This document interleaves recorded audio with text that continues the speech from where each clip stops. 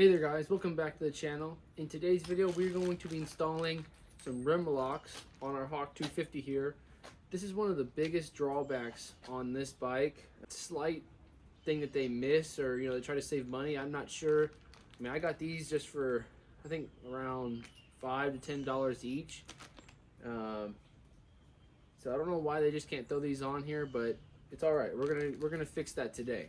It's weird that this bike doesn't come with it, because all the other kind of China dirt bikes, they do come with the rim lock. Like my Templar has it, my older Titan 250. Anyways, so in order to do this, we have to pull the wheel off. We need to take the tire off the rim, the tube, all that good stuff, and then we have to drill a hole, and then this basically goes in, you tighten the threads up, and we're good to go. So I'm going to show you guys how to do that today. Alrighty guys, so let's get started. So coming to the front tire here, it's going to be a 17 and a 14. You go ahead and just take it off now. Oh.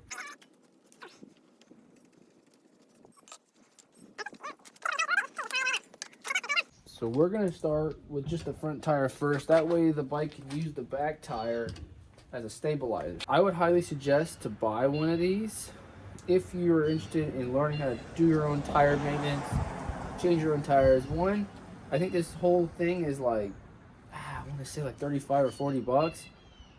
And if you take this somewhere like the Cycle Gear or whatever, they're going to charge you that same 35, 40 bucks. So you really pay for itself, as well as you get the experience of changing your tires, as well as maybe helping out a buddy as well. Change their tires and maybe make a quick dollar from it, If you do some tire work, it's always a good idea to have a pressure gauge and a Schrader valve removal tool.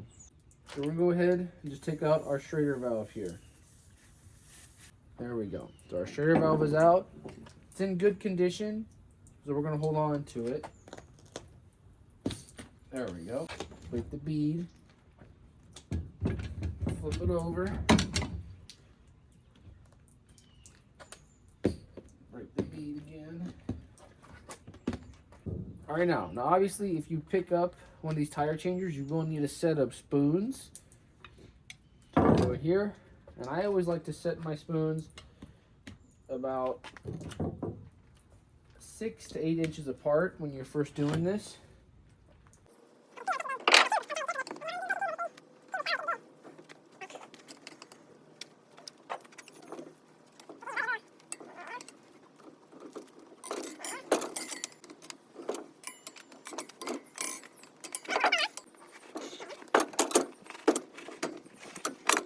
Okay, our tube is out. Now one good thing you can do while you're working on this stuff to see if you punctured it is fill it up with some air.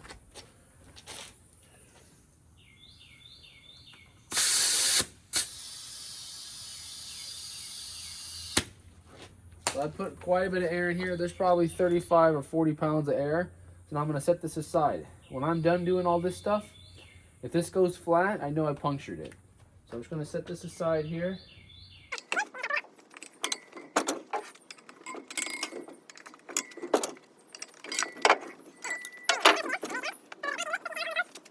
So our hole for our original tube location was right here. So we're going to go complete opposite of where that hole is here to put our rim lock. And you should also have some rim tape on here as well. I'm going to show you guys what I do to get rid of this rim tape. You basically just pull this off here. Looks good. You probably could reuse that rim tape, but I've got another plan in mind, what I like to do. So I'm going to show you guys that. So I don't know if the camera will pick it up, but if I go, complete opposite side of the rim where I normally put my rim lock, it looks really congested right in here.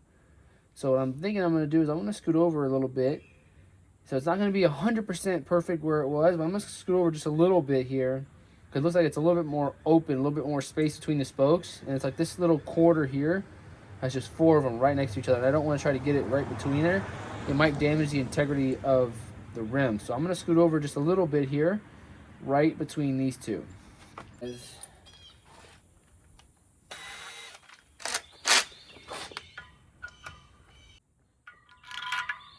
Perfect.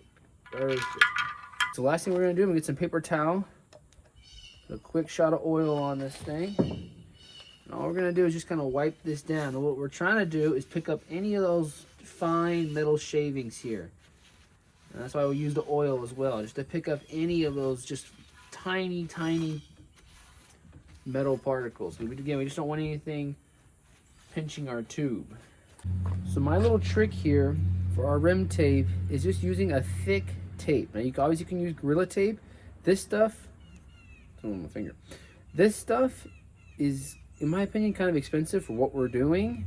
Such a good product. If you have a roll of this, I would suggest using Gorilla Tape. I don't have much left, hardly any. So I'm going to use some tape that I found.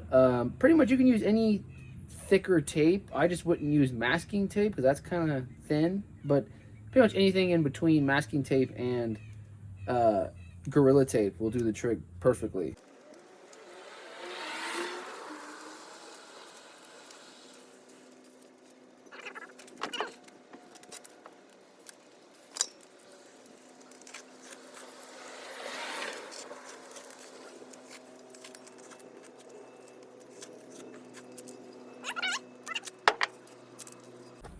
And now remember, you have to poke holes back in where we have our Schrader valve for our tube, as well as our rim lock here. We got our first part of our tire on. Don't worry too much about the rim lock part, just more focus on just getting all the pieces back on. So now we have our tube. Our tube's been holding air now for probably 20 minutes. So we're good. We did not pinch this tube. So same process. We're going to let some air out, but not all of it, because you want this thing to have a little bit of air.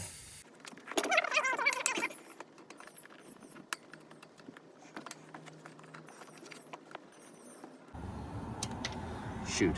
All right, now we got our Schrader valve in. We got to put our nut on, and then you can start working the tube all the way around.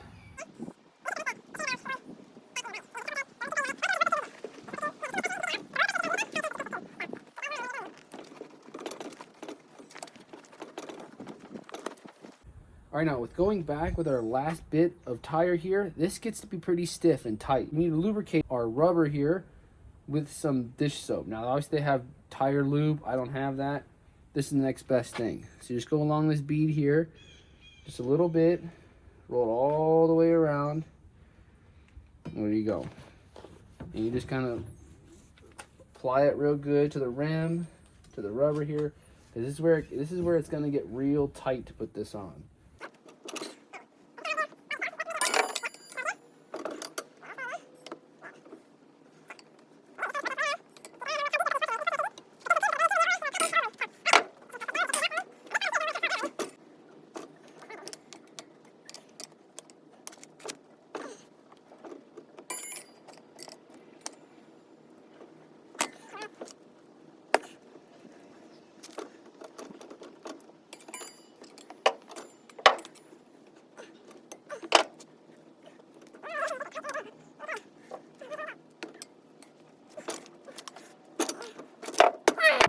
God.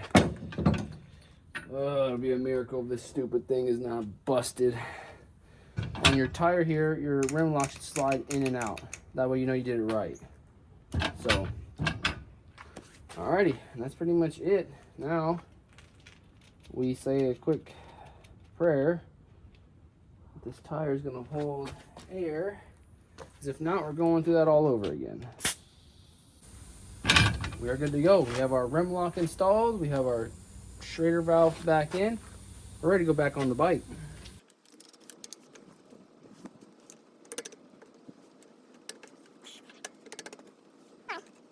Alrighty, now with our front tire on, still holding air, which is perfect, we're going to move on to the back tire now.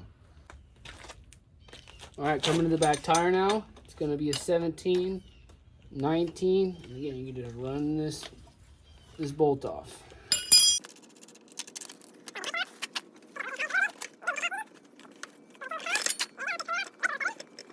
Weird design here. This brake caliper is all one piece and I can't seem to separate it. So we're just going to go ahead and take this bracket off here. It's going to be a 12 millimeter here. And there we go. We're disconnected. Let's go to the back of the truck. Alrighty guys. So we got our duct tape here, just different tape than the one before. Again, you can pretty much use any tape. It just needs to be about 1.5 to 2 inches wide.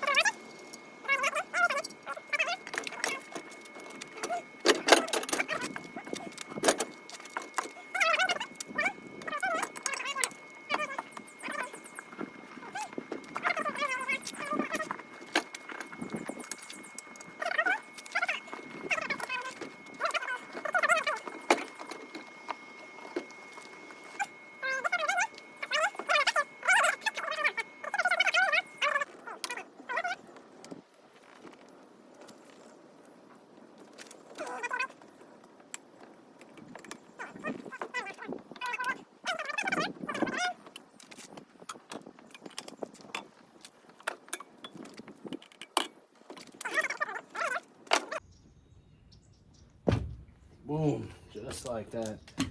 Wow, that was a big pain in the butt. All right, now, tires back on. Your rim lock's going up and down here by itself, which is perfect. It means it's free. All right, so as far as I can tell, it's all looking good. So we're gonna put some air in this tube now. Alrighty guys, we have about 30 pounds in the tube right now. Feels really stiff. So I'm going to let this sit here for about 10 minutes and just see if it drops any pressure. And while I'm doing that, I'm just gonna kind of double check everything, clean up everything. Alright guys, it's been 10 minutes. No leaks, still super stiff. I got 30 pounds of pressure. So we're gonna go ahead and put this back on the bike.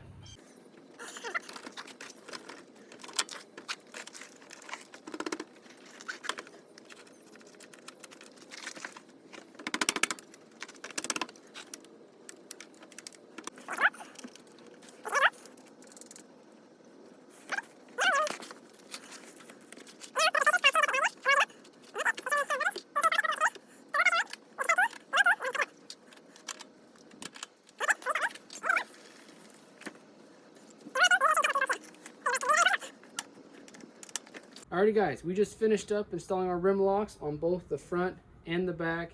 It does take kind of some specialty stuff. You gotta get the tubes and the tire, you gotta get all that off the rim, drill your holes, clean the holes up, make sure there's no burrs, and then put it all back together. So it is a little bit of a challenging thing to do, but it's super nice to have. It's a little bit of insurance. If you do get a flat tire or something, at least will help to make sure that your rubber doesn't spin on the rim, right? It's trying to hold it together. So even if you do get a flat, at least you can probably still roll 10-15 miles an hour to get to a gas station or just to get somewhere. So a little bit of insurance. I mostly wanted to do this because, again, I was talking about possibly doing some of those camping videos soon. And if I'm out on the road and I'm 2 hours away from home, nobody's going to help me. So I'm pretty much on my own. So I'm going to carry a couple of tubes with me, especially those tire forks, tire spoons. Because if I do get a flat, I'm pretty much on my own. I've got to figure out how to replace it. One last thing I forgot to say is the rim locks are specific to the size of the rim. You can't just get the biggest rim lock you can find and throw it on there. It won't fit. So the front rim is a 1.85. The back rim is a 2.15. So you have to get rim locks specific to that rim size. So I'll have a link in the description for the rim locks that I used. Alrighty guys, if you liked today's video, please like, comment, subscribe, and I'll catch you in the next one. See you.